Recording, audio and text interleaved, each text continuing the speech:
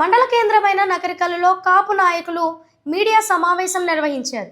ఈ సమావేశంలో వారు మాట్లాడుతూ ఆంధ్రప్రదేశ్ ముఖ్యమంత్రి నారా చంద్రబాబు నాయుడుపై వైఎస్ఆర్ కాంగ్రెస్ పార్టీ నేత అంబటి రాంబాబు చేసిన వ్యాఖ్యలు కూటమికి చెందిన కాపు నాయకులు తీవ్రంగా ఖండించారు.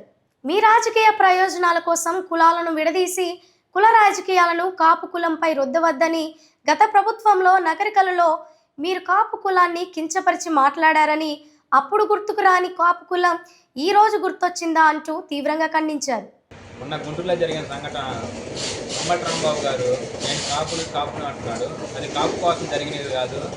ఒక కలియుగ దైవం వెంకటేశ్వర స్వామి లడ్డు ప్రసాదం కల్తీ చేసి దాన్ని పక్కకు మళ్లించేందుకు ఈ కాపు కులం ఈ అంబటి రాంబాబు మీద చేసిన దౌర్జన్యం అని చెప్తున్నారు అందరూ.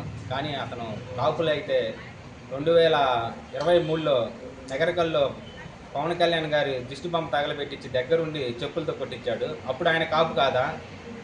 దీని గురించి నగరికల్లు మండలం నుంచి కాపులందరూ వ్యక్తం చేస్తున్నారు.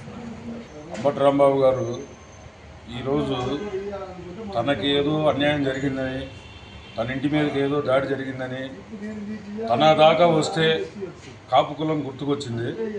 అతను అధికారంలో ఉన్నప్పుడు, ఎమ్మెల్యేగా ఉన్నప్పుడు 2021లో ఒకే రోజు ఒకే వారంలో నకరికల్లు పోలీస్ స్టేషన్లో 9 ఎఫ్ఐఆర్లు కాపుల మీద, ఓన్లీ కాపుల మీదనే ఎఫ్ఐఆర్ చేపించాడు. అప్పుడు గుర్తు రాలేదా ఈ కాపు కులం? ఆడవారిని కూడా చూడకుండా ఉదయం నుంచి సాయంత్రం దాకా ఆడవారిని కూర్చోబెట్టారు. మగవారిని అయితే ఉదయం నుంచి సాయంత్రం దాకా కూర్చోబెట్టి అట్లా 11 రోజులు 12 రోజులు కూర్చోబెట్టి స్టేషన్ బెయిల్ కూడా ఇవ్వకుండా కొంతమందిని సబ్ జైలుకు కూడా పంపించాడు. కొంతమందిని స్టేషన్ చుట్టూ చెప్పాడు. చదువుకున్న పిల్లలను కూడా ఇబ్బంది పెట్టి వాళ్ళకి పాస్పోర్ట్ రాకుండా కూడా ఎఫ్ఐఆర్ పెట్టించి ఇబ్బంది పెట్టించాడు. మరి అలాగనే కొంతమందికి అంటే ఎవరో కాదు, నాకే హార్ట్ ఆపరేషన్ చేశారు.